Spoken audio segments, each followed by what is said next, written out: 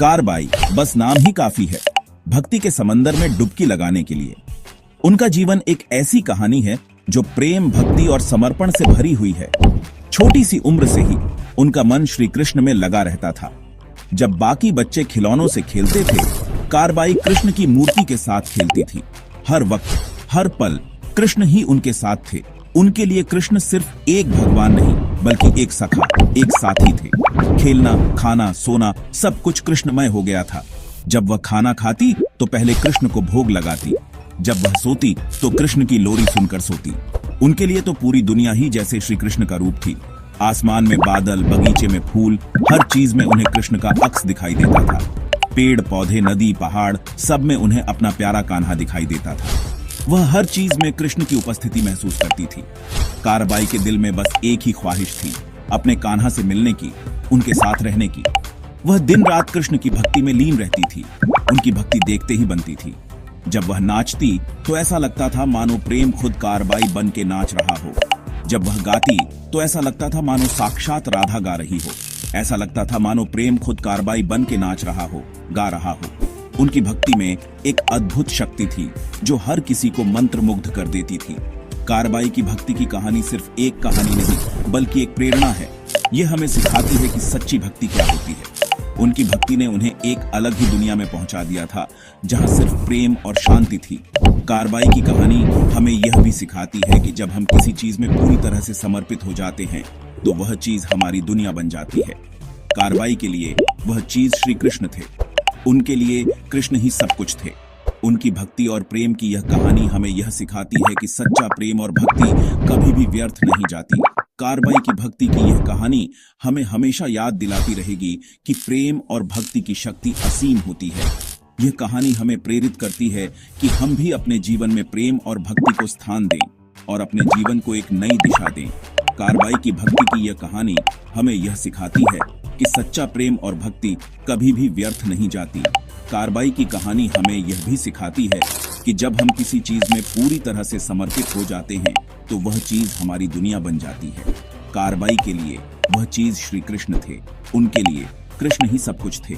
उनकी भक्ति और प्रेम की यह कहानी हमें यह सिखाती है कि सच्चा प्रेम और भक्ति कभी भी व्यर्थ नहीं जाती। कारबाई की भक्ति की यह कहानी हमें हमेशा याद दिलाती रहेगी कि प्रेम और भक्ति की शक्ति असीम होती है। यह कहानी हमें प्रेरित करती है कि हम भी अपने जीवन में प्रेम और भक्ति को स्थान दें और अपने जीवन को एक नई दिशा दें। कारबाई की भक्ति की यह कहानी हमें यह सिखाती है कि सच्चा प्रेम और भक्ति कभी भी व्यर्थ नहीं जाती। कारबाई की कहानी हमें यह भी सिखाती है कि जब हम किसी चीज में पूरी तरह से समर्पित हो जाते हैं तो वह चीज हमारी दुनिया बन जाती है। कारबाई के लिए वह चीज श्री कृष्ण थे।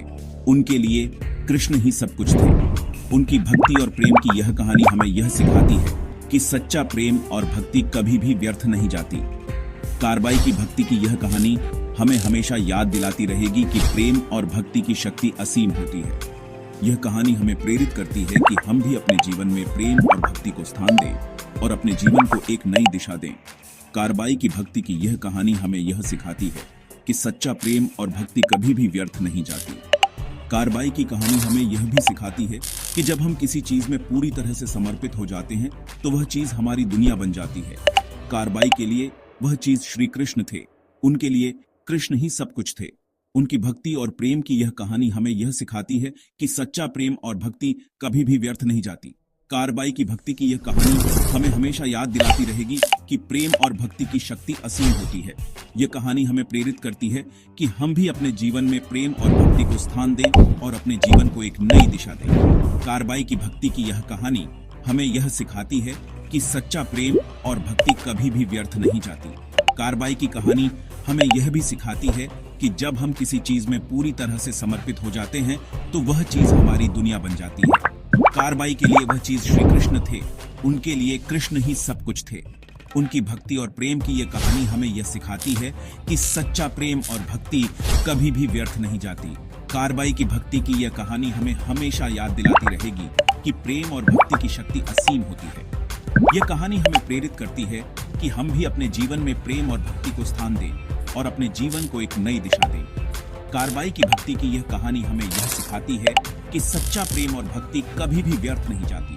कारबाई की कहानी हमें यह भी सिखाती है कि जब हम किसी चीज में पूरी तरह से समर्पित हो जाते हैं तो वह चीज हमारी दुनिया बन जाती है। कारबाई के लिए वह चीज श्री कृष्ण थे। उनके लिए कृष्ण ही सब कुछ थे।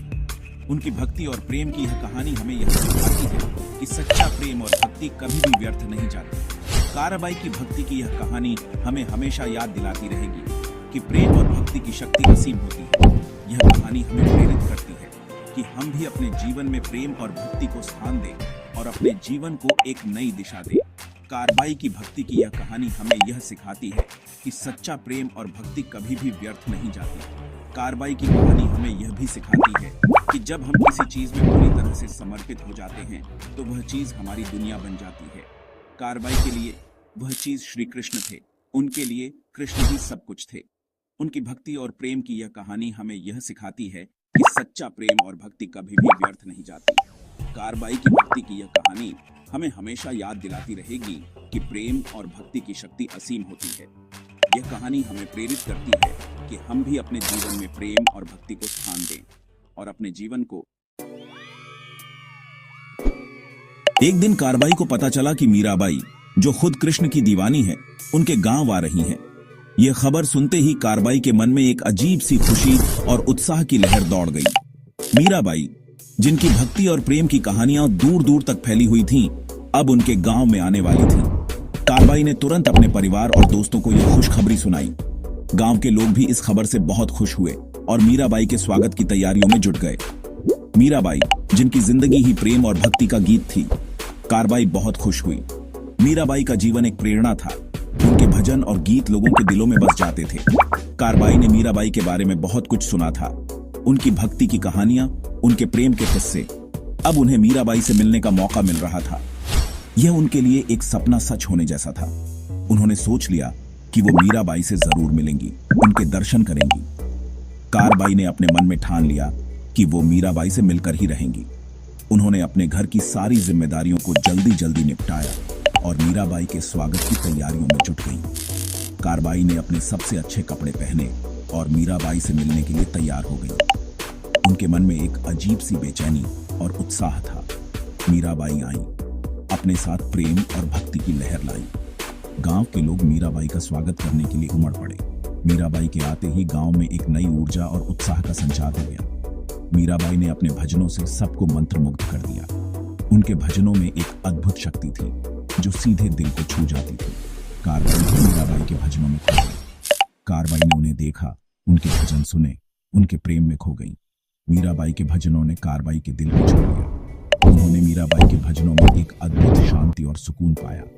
कारबाई ने मीराबाई के भजनों को सुनते हुए अपने सारे दुख और चिंताओं को भूल गई। मीराबाई के भजनों ने उनके दिल में एक नई उम्मीद और विश्वास की किरण जगा दी। मीराबाई ने भी कारबाई की भक्ति देखी और उन्हें अपने साथ सत्संग में चलने को कहा। मीराबाई ने कारबाई की भक्ति और प्रेम को देखकर उन्हें अपने साथ सत्संग में शामिल होने का निमंत्रण दिया। कारबाई के लिए यह एक बहुत बड़ा सम्मान था।